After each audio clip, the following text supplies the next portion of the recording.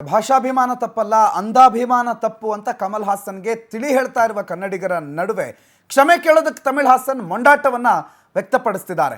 ಕ್ಷಮೆ ಕೇಳಲ್ಲ, ನಾನು ಹೇಳಿದ ಸರಿ ಇದೆ, ನಾನೇನು ತಪ್ಪು ಹೇಳಿದ್ದೀನಿ ಅಂತ ಪದೇ ಪದೇ ಮಾಧ್ಯಮದವರ ಪ್ರಶ್ನೆಗೆ ಉತ್ತರ ಕೊಡ್ತಿದ್ದಾರೆ. ಕಮಲ್ ಹಾಸನ್ ಅವರನ್ನ ಕನ್ನಡಿಗರು ಈಗಾಗಲೇ ತಮಿಳ್ ಹಾಸನ್ ಅಂತ ಕರೆಯೋದಕ್ಕೆ ಆರಂಭ ಮಾಡಿದ್ದಾರೆ. ಈ ಮೊಂಡಾಟ ಯಾಕೆ ಗೊತ್ತಿಲ್ಲ. ಇವತ್ತು ಕರ್ನಾಟಕ ಫಿಲ್ಮ್ ಚೇಂಬರ್ ಈ ಬಗ್ಗೆ ಮಹತ್ವದ ಮೀಟಿಂಗ್ ಒಂದನ್ನು ಕರೀತಾ ಇದೆ. ರಾಜ್ಯದಲ್ಲಿ ತಗ್ ಲೈಫ್ ಚಿತ್ರ ರಿಲೀಸ್ ಬಗ್ಗೆ ಇವತ್ತು ನಿರ್ಧಾರ ಮಾಡಿಕೊಳ್ಳೋ ಸಾಧ್ಯತೆ ಇದೆ. ಕಮಲ್ ಕ್ಷಮೆ ಕೇಳಿದ್ರೆ ತಗ್ ಲೈಫ್ ಬಿಡುಗಡೆ ಆಗಬಹುದು, ಇಲ್ಲದೇ ಇದ್ರೆ ಅದು ಬಿಡುಗಡೆ ಆಗದೇನೂ ಇರಬಹುದು. ಯಾಕಂದ್ರೆ ಕನ್ನಡ ಪರ ಸಂಘಟನೆಗಳು ಈಗಾಗಲೇ ತೀವ್ರವಾದಂತಹ ಒತ್ತಡವನ್ನು ಹೇರ್ತಾ ಇವೆ, ತಗ್ ಲೈಫ್ ಬಿಡುಗಡೆ ಮಾಡಿಸ್ಬೇಡಿ ಅಂತ. ಕಮಲ್ ಒಂದು ವೇಳೆ ಕ್ಷಮೆ ಕೇಳದೇ ಇದ್ರೆ ಚಿತ್ರ ಬಿಡುಗಡೆಗೆ ಅವಕಾಶ ಕೊಡಲ್ಲ ಅನ್ನುವ ಎಚ್ಚರಿಕೆಯನ್ನು ಕನ್ನಡ ಪರ ಸಂಘಟನೆಗಳು ಕೊಟ್ಟಿದ್ದಾರೆ. ಮೊನ್ನೆ ಚಲನಚಿತ್ರ ವಾಣಿಜ್ಯ ಮಂಡಳಿ ಒಳಗಾಗಿರುವಂಥ ಘಟನೆಗಳನ್ನು ಕೂಡ ನೀವು ಗಮನಿಸಿದಿರಿ. ಹಾಗಾಗಿ ಈ ತಗ್ ಲೈಫ್ ಚಿತ್ರ ಬ್ಯಾನ್ ಆಗುತ್ತಾ ಇಲ್ವಾ ಅಂತ ಈಗ ಈ ಕಮಲ್ ಹಾಸನ್ ಅವರಿಗೆ ಎರಡು ಆಪ್ಷನ್. ಒಂದು, ಇಲ್ಲ ನನ್ನ ಸ್ವಪ್ರತಿಷ್ಠೆ ಸ್ವಯಂ ಪ್ರತಿಷ್ಠೆ ನಂದೇ ಸರಿ ಅಂತ. ಇನ್ನೊಂದು, ಸಿನಿಮಾದ ಈ ಪ್ರೆಷರ್ಗೆ ಬಗ್ಬೇಕಾದಂಥ ಪರಿಸ್ಥಿತಿ ಎದುರಾಗಬಹುದು. ತಗ್ ಲೈಫ್ ಸಿನಿಮಾ ಕರ್ನಾಟಕದಲ್ಲಿ ಒಂದು ವೇಳೆ ಬಿಡುಗಡೆ ಆಗದೇ ಇದ್ದರೆ ಬಹಳ ದೊಡ್ಡ ಮಟ್ಟದಲ್ಲಿ ಹೊಡೆತ ಬೀಳುತ್ತೆ.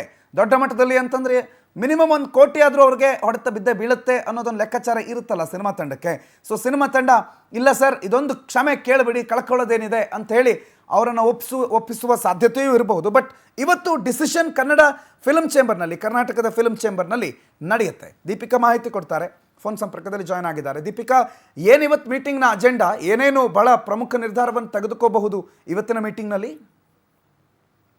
ಪ್ರಣುತ್, ನಾವು ಗಮನಿಸಬಹುದು ಕಳೆದ ವಾರದಿಂದ ನಡೀತಾ ಇರುವಂತಹ ದೊಡ್ಡ ಬೆಳವಣಿಗೆ ಅಂದ್ರೆ ಕಮಲ್ ಹಾಸನ್ ಕ್ಷಮೆ ಕೇಳಬೇಕು, ಕನ್ನಡಕ್ಕೆ ಅವಮಾನ ಮಾಡಿದೆ ಅನ್ನೋ ಒಂದು ಮಾತು. ಈಗಾಗಲೇ ಕಮಲ್ ಹಾಸನ್ ತಗ್ ಲೈಫ್ ಒಂದು ಸಿನಿಮಾದ ಪ್ರಚಾರದ ವೇಳೆಯಲ್ಲಿ ಶಿವಣ್ಣನ ಮುಂಭಾಗದಲ್ಲೇ ನಿಂತ್ಕೊಂಡು ತಮಿಳಿನಿಂದ ಕನ್ನಡ ಹುಟ್ಕೊತ್ತು ಅನ್ನೋ ಒಂದು ಮಾತನ್ನ ಹೇಳ್ತಾರೆ. ಅದಾದ ನಂತರ ಕೆರಳಿದಂತಹ ಕನ್ನಡಿಗರು ಇಲ್ಲೊಂದು ಕರ್ನಾಟಕದಲ್ಲಿ ಆಕ್ರೋಶವನ್ನ ಕೂಡ ವ್ಯಕ್ತಪಡಿಸ್ತಾರೆ. ಈ ಬೆಳವಣಿಗೆ ಎಲ್ಲ ಗಮನಿಸಿದ ಮೇಲೂ ಕಮಲ್ ಹಾಸನ್ ಕ್ಷಮೆ ಯಾಚಿಸಕ್ಕೆ ಮುಂದಾಗಲ್ಲ. ಪಕ್ಕದ ರಾಜ್ಯದಲ್ಲಿ ಕೂತ್ಕೊಂಡು ನಾನು ಯಾವುದೇ ಕಾರಣಕ್ಕೂ ಕ್ಷಮೆ ಯಾಚಿಸಲ್ಲ ಅನ್ನೋ ಒಂದು ಮಾತನ್ನ ಹೇಳ್ತಾರೆ. ಅದು ಪ್ರೀತಿಯಿಂದ ಹೇಳಿರುವ ಮಾತು ಅಂತ ಹೇಳ್ತಾರೆ. ಆದ್ರೆ ಇದಕ್ಕೆ ಯಾವುದು ಕೂಡ ಕನ್ನಡ ಪರ ಸಂಘಟನೆಗಳು ಬಗ್ತಾ ಇಲ್ಲ. ಚಲನಚಿತ್ರ ವಾಣಿಜ್ಯ ಮಂಡಳಿಯ ಮುಂಭಾಗದಲ್ಲಿ ಕನ್ನಡ ಪರ ಸಂಘಟನೆಯ ಸದಸ್ಯರು ಬಂದು ಹೋರಾಟವನ್ನ ನಡೆಸ್ತಾರೆ.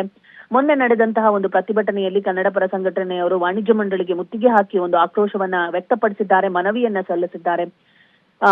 ಕಮಲ್ ಹಾಸನ್ ಕ್ಷಮೆ ಕೇಳದೇ ಇದ್ದಲ್ಲಿ ಖಂಡಿತವಾಗಿಯೂ ಜೂನ್ 5ಕ್ಕೆ ತೆರೆ ಕಾಣಲಿರುವಂತಹ ತಗ್ ಲೈಫ್ ಚಿತ್ರವನ್ನ ಬಿಡುಗಡೆ ಮಾಡಲು ನಾವು ಒಪ್ಪಲ್ಲ, ಥಿಯೇಟರ್ಗೆ ಬೆಂಕಿ ಹಾಕ್ತೀವಿ ಅಥವಾ ಧ್ವಂಸ ಮಾಡ್ತೀವಿ ಅನ್ನೋ ಒಂದು ಮಾತನ್ನ ಕೂಡ ಹೇಳಿದ್ದಾರೆ.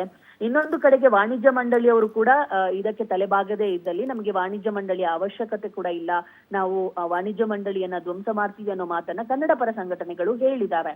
ಇನ್ನು ವಾಣಿಜ್ಯ ಮಂಡಳಿಯಲ್ಲಿ ಕೂಡ ಒಂದು ಮಹತ್ವದ ಸಭೆ ಮೊನ್ನೆ ನಡೆಯುತ್ತೆ. ಆ ಸಂದರ್ಭದಲ್ಲಿ ತಗ್ ಲೈಫ್ ಸಿನಿಮಾದ ಡಿಸ್ಟ್ರಿಬ್ಯೂಟರ್ ಆಗಿರುವಂತಹ ವೆಂಕಟ್ ಅವರು ಕೂಡ ಭಾಗಿಯಾಗಿದ್ದಾರೆ. ವೆಂಕಟ್ ಅವರಿಗೆ ಕೂಡ ಒಂದು ಮನವೊಲಿಸುವಂತ ಪ್ರಯತ್ನವನ್ನ ವಾಣಿಜ್ಯ ಮಂಡಳಿಯವರು ಮಾಡ್ತಾರೆ. ಯಾಕಂದ್ರೆ 8 ಕೋಟಿಗೆ ಒಂದು ತಗ್ ಲೈಫ್ ಸಿನಿಮಾವನ್ನ ಡಿಸ್ಟ್ರಿಬ್ಯೂಷನ್ ತಗೊಂಡಿರೋದು.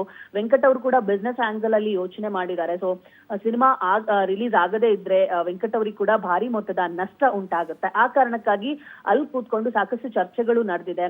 ಚರ್ಚೆ ಸಂದರ್ಭದಲ್ಲಿ ವೆಂಕಟ್ ಅವರು ಕೂಡ ನಾನು ಯಾವುದೇ ಕಾರಣಕ್ಕೂ ಅವರು ಕ್ಷಮೆ ಕೇಳದಿದ್ರೆ ರಿಲೀಸ್ ಮಾಡಲ್ಲ ಅನ್ನೋ ಒಂದು ಮನಸ್ಥಿತಿಯಲ್ಲಿ ಅವರು ಇದ್ರು.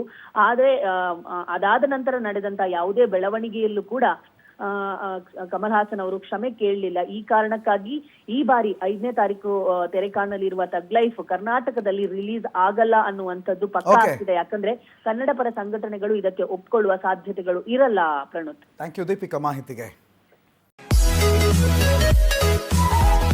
Thank you.